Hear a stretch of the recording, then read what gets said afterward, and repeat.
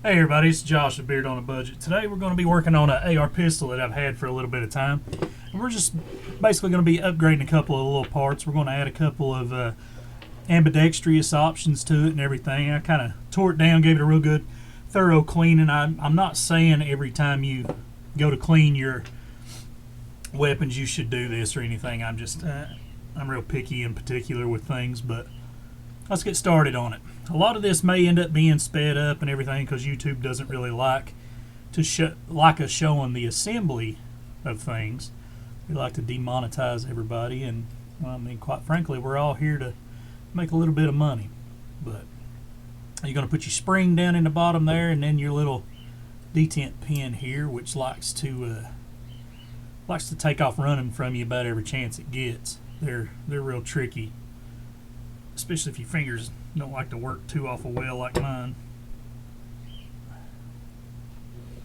They're a little tricky to get in there sometimes. Kind of a pain. Let's see what we can figure out here without sending that thing to the moon.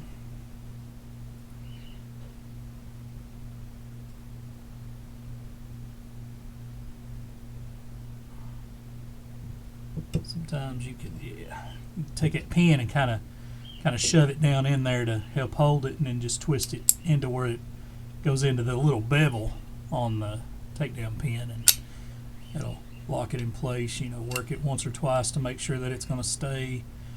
You'd rather, if it's going to fail, you'd rather have it fail here on the bench and not out in the for real world. All right, now we got that one in there.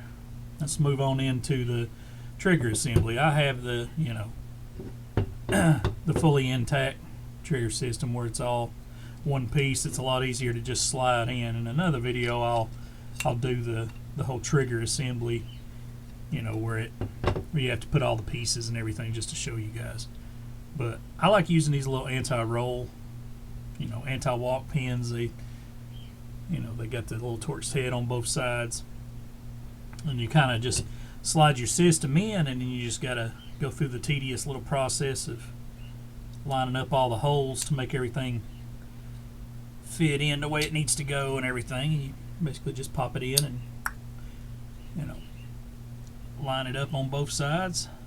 Once everything sits into place, then you can pop in your screw on the other side. And I've got this little screwdriver set that I bought. I got it at Harbor Freight probably because I'm cheap and I like to go to Harbor Freight for most things. But I find out that it works really well for all this. If you're going to do a lot of the gunsmithing and everything, of course you're going to need to get you a really good set. Well, I'm just now trying to get started into a lot of the gunsmithing stuff, so I don't have the greatest set of tools. A lot of people on here might hem me up for that, and I don't care. It's you live, you learn, you get over it. It's the internet, people. It's let's try not to take it too serious. But put your screw on the other end. So I've seen some people say, usually a little bit of Loctite and all that.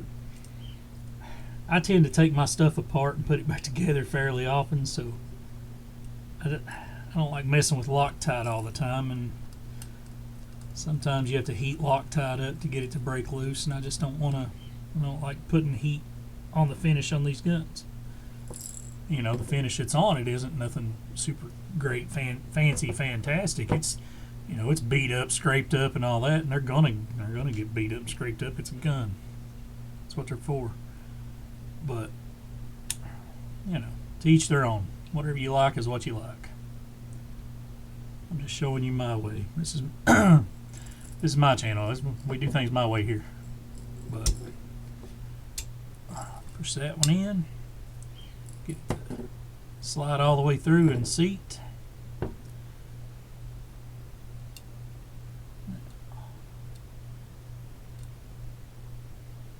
That one started with your big meat claws. Tighten her down pretty good. Give her, you're not trying to tighten it all the way to Albuquerque, and I'm sure there's a torque setting for this, but I don't know it. If you do, let us know. I'm not going to be that big particular about it. Now, one of the ambidextrous things we're going to add, just like everybody else adds, we're going to add one of these little ambidextrous selector levers. And the way it is, you take this little screw off of the other end here, and you'll see on the back it's got like this little raised portion there that marries right into that little cut out there, and it basically just sits in like that, and screw holds it in. For this, you just take it on this side, slide it in there, flip it over, and you're going to take that selector lever, set it down where it needs to go, put your screw down in, tighten her up. This selector lever came from Delta Team Tactical. They had a special going on, and I think I got it for around $4 or so. It's it was really cheap. I'm not sponsored in any way by Anderson Manufacturing, which is who the lower for this particular firearm is, and I'm not sponsored by Delta Team Tactical. Not from a lack of trying, I've reached out to them, but just not big enough. They don't want to work with the little guy for now, I guess. I don't know. Who knows? But anyway, let's go ahead and put the pistol grip and everything on. You got a little pin that goes in there into the little hole right around the pistol grip, and that's what's going to end up holding in your selector lever. Because right now the selector lever, well, not hold it in, but on the regular ones, yeah, it holds it in, but it provides tension so it doesn't just move freely. Right now it'll just flip around all willy-nilly and not do what it needs to do. And on the bottom of your grip here, you're going to see that spring will ride right here in that grip, and that's what's going to hold that on. Now, I've lost a whole bunch of these putting these on, the spring, the pin, and all that.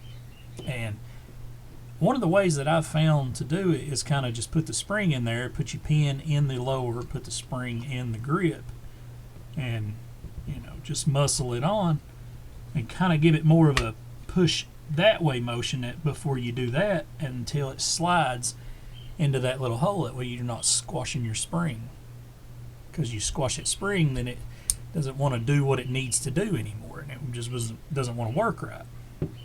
And we got a little Magpul grip here. It's nothing fancy. I mean, it's a grip. It's made to go in your hand. Get you however nice a one you want. Get you however big of a budget of one you want. And you just put the screw down in the in the bottom there. Sorry about the shaky camera. I'm trying out something new here and new setup, because I hate trying to work over the top of the camera. So trying a new setup and see how it goes. If you like it, let me know. If you don't, let me know that too. Alright, we'll give that a nice little snug-a-dugga to make sure that it's on there. And so far so good. Everything seems to do what it needs to do. You can perform a functions check now if you wanted to. And the safe is doing safe things. Fire is doing fire things. Reset. And it's got a trigger reset. So so far so good. And we ain't boogered nothing up yet. But give us time. I'm sure we'll figure out a way. If there is a will, there's a way. We're gonna figure it out. Now, another little item that we've got so far, that we've come across, that I'm kind of still up in the air about, is the extended mag release. I can't quite figure out if I like it. If I don't know. It's kind of it's another one of those Delta Team Tactical items that I've picked up. I picked it up the same time I picked up the selector lever, and it works, but it's kind of hit or miss. It works great when the magazine's empty, but if there's any kind of resistance against the magazine, it will fight, to say the least. It makes it a little tougher to go in. But so you take your little spring and you set it in your lower there. And you take your pin, hold it down into your mag release, and this you're going to have to put a little bit of force in, because that spring is going to hold it. You just slide that down into that little groove there, and it's going to catch that button, and you're just going to spin it to thread it on to that. Once it finds it, that is. Now, is there tools to do all this stuff? Yeah, I ain't got them. You could put this in a vise, make it a whole lot easier. I've got one in the garage, but it's cold outside, and I'm old. I like the cold. No, I'm just kidding. I love the cold. Now, once you tighten it down some, the tension on this is adjustable to where you'll know how much force you need to put in on it to unload your magazine. Let me grab a magazine real quick. We got a little training magazine. It's training rounds. They are fake rounds. They don't have a primer. They're Magpul, little fake rounds. They don't work. They don't boom. So, yeah. But you put it in. You hit your mag release to make sure that it's going to release. You want your mag release to mag release. You want it to do its job. Seems to be working fine. Now, the way this extended latch works is it basically just sets in on the top. You see how it's got the little holes there for the screws, and you're going to just set that right on top.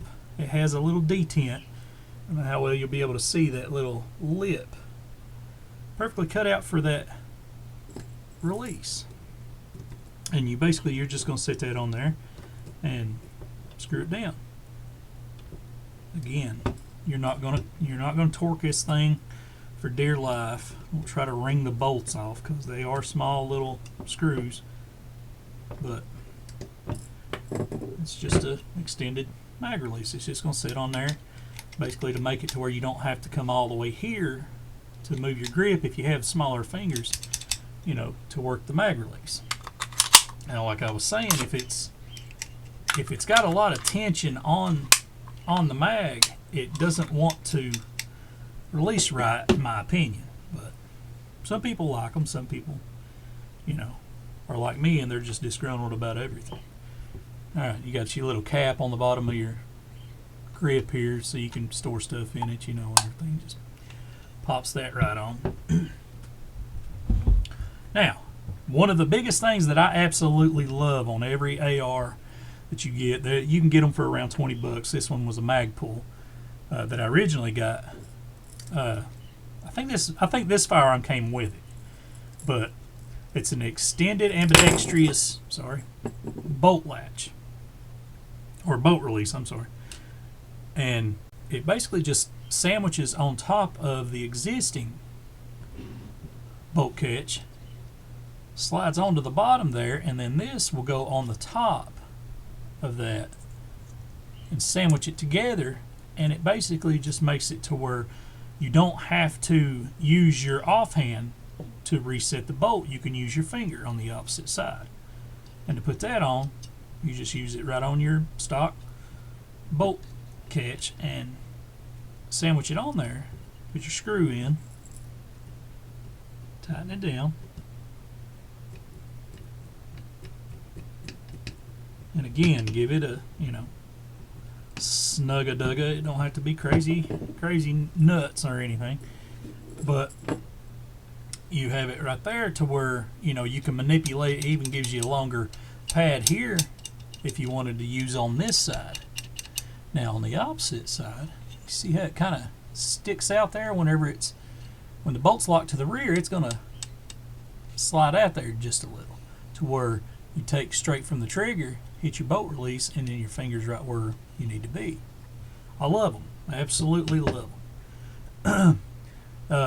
I actually got the idea from watching a video of a guy, you may know him, Jerry Michelik, and he runs them on all of his 3-gun competitions and everything. And I cannot say enough good about it. I tried it because, you know, he recommended it, and I absolutely agree. I love it.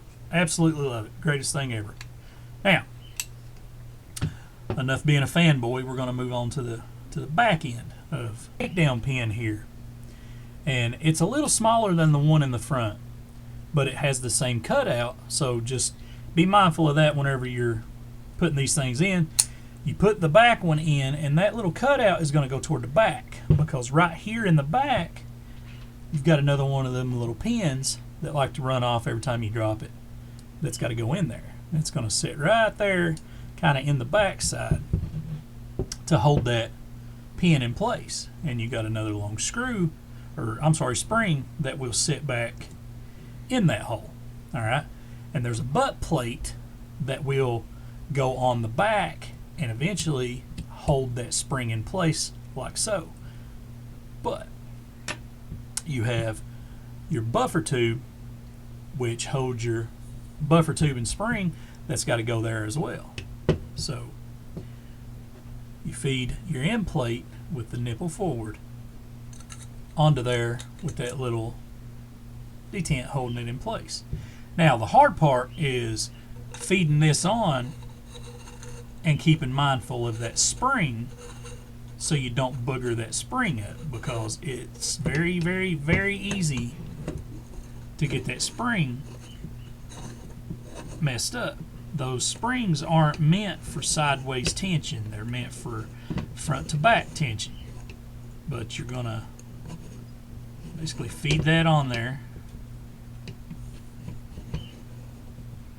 keeping mindful of that spring, of course. And then before it gets too awful far in there, this is where it gets a little more fun. Right in here, you have a little hole right there where the threads are. Now that's where your buffer tube stop comes in. And it's basically a spring and then just a little cap with a nipple on it. And it's going to sit in there like so. And then you're just going to press it down when you push that buffer tube, or when you screw that buffer tube in place. And that's what's going to hold that down. So now let's try to do this without shooting that spring all the way across the room. Either spring, one of them might shoot across the room and the other one might shoot all the way up to the sky. Okay, now once that's held down on there, you got a little bit more free play that you could do back here in the back to help you with that spring, to hold that spring in place. You can take you a little Allen wrench or whatever and kind of help hold that spring down to keep it from shooting out somewhere. Because what you got to do now is you have to get that spring mostly straight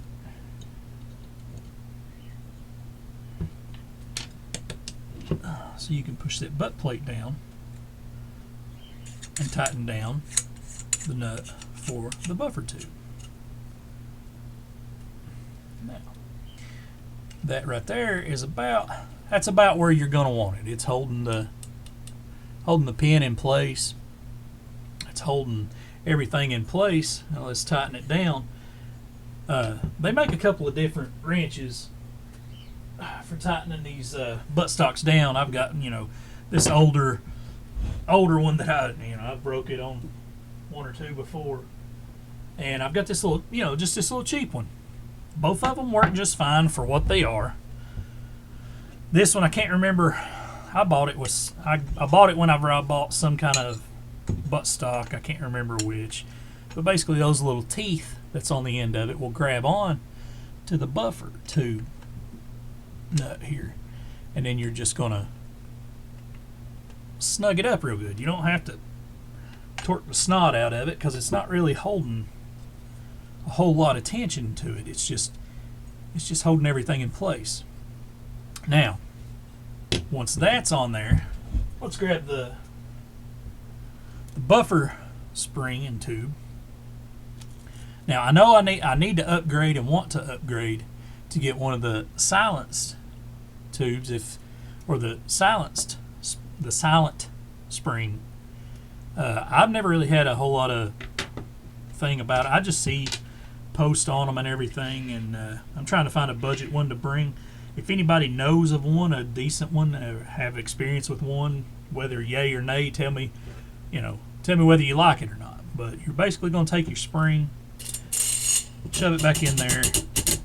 Be mindful of the little catch here.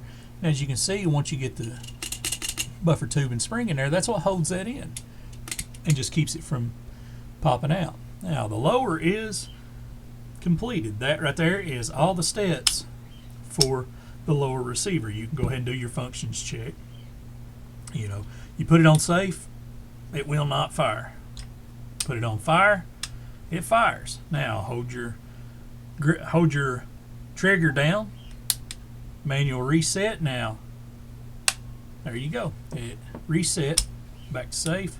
Everything's safe, everything's tight, working, does what it needs to do. Now that right there is how you do just the basics of the lower. Now the pistol brace just slides right back onto the back. Pull this section down to slide it on, and it's locked on. The biggest thing you got to watch when you're doing the pistols, you have to kind of watch, because people love to burn you up on every little thing. I don't know. I'm not a lawyer, not claiming to be one or anything like that, but as far as I understand it, and my understanding about it is, you have to be within 13.5 inches from the end of your pistol brace to your trigger for it to be a legal pistol, and not have to be, not fall into the realm of the SBR demon and all that. Let me grab a tape measure and I'll show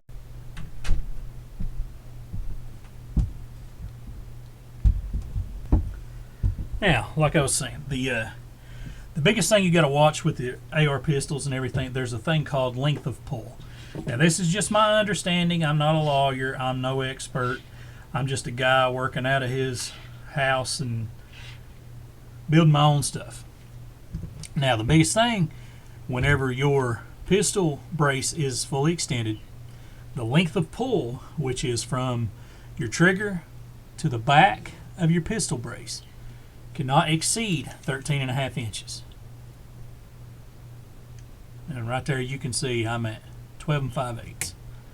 So it is a AR pistol. It will have a pistol length barrel and everything on it. The lower is set up right now. Everything is a pistol. It is a pistol. ATF gods, sorry about your luck, you're not going to burn me. This one's a pistol. Now, in a later video, we're going to be doing the assembly on the upper.